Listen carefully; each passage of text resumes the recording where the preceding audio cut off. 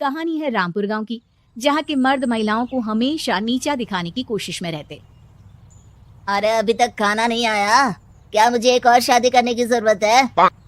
नहीं जी नहीं, ऐसा मत करना, वरना मैं कहाँ जाऊंगी। खाना लेकर मैं अभी आई जी। गांव की पंचायत में भी फैसले हमेशा औरतों के खिलाफ ही रहते। मैं जो फैसला सुनाता हूँ वो भगवान की आज्ञा होती है। इस लड़के ने अपने मन से शादी करके अच्छा नहीं किया। लड़के को घर भेज दो और इसकी शादी इसकी जाति की किसी लड़के से करवा दो, लेकिन ये लड़के, इसे तो गांव के बाहर निकाल दो। नहीं नहीं जमींदार साहब, ये क्या बोल रहे हैं? ऐसा नहीं हो सकता। मेरी बेटी मासूम है, इसे अच्छे बुरे की समझ नहीं है। अरे कहाँ जाएगी ये बेचारी? कहाँ जाएगी? इतनी चिंता है तो पूरे परिवार का गांव निकाला कर देते हैं। बेचारे पूरे बसे बसाए परिवार को गांव छोड़ना पड़ता है। चाहे जो हो, अगर बेटियों को कंट्रोल नहीं कर सकते तो गांव में रहने का कोई मतलब नहीं है। यहाँ औरतों को दब कर रहना होगा।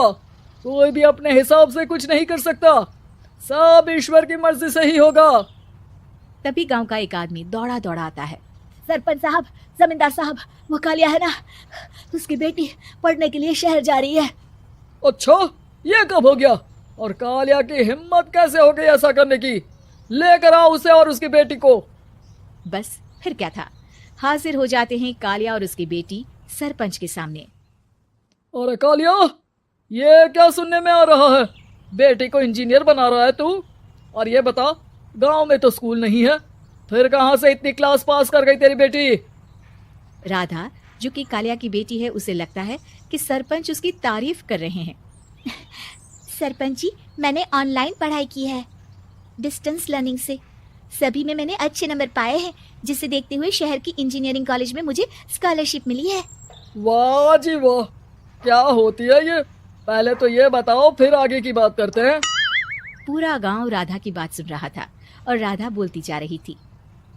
तो ऐसे मैं फ्री में एक अच्छी शिक्षा लेकर गांव में जो कुछ परेशानियां हैं, जैसे बिजली, पानी और इंटरनेट जैसी समस्याओं के लिए काम करूंगी।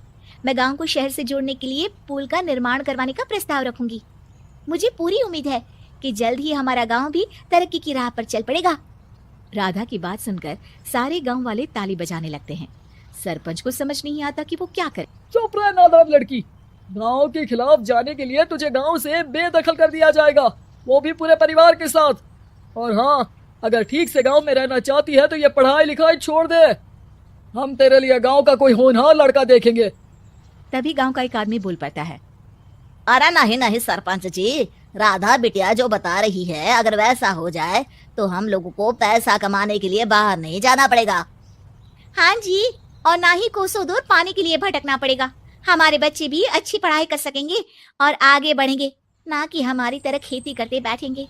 क्यों गांव वालों, राधा बिटिया का साथ देना चाहिए ना। सरपंच देखता है कि गांव राधा के साथ है तो वो चुप हो जाता है। वो घर आकर अपने सलाहकार से बात करता है, जो बहुत ही चालाक किस्म का इंसान होता है। अरे सरपंच साहब, आपको बहुत ही होशियारी से काम लेना पड़ेगा। एक बार गांव तरक्की कर गया, यहाँ के बालक पढ़ लिए तो कोई ना पूछेगा आपको। और फिर ये जो बेटा और बेटी है ना आपके, इनको भी आम लोगों की तरह ही जीवन जीना होगा। हाँ, लेकिन करे तो क्या करे? वो ना आप मुझ पर छोड़ दीजिए, बस मैं जैसा बोलूं करते जाइए।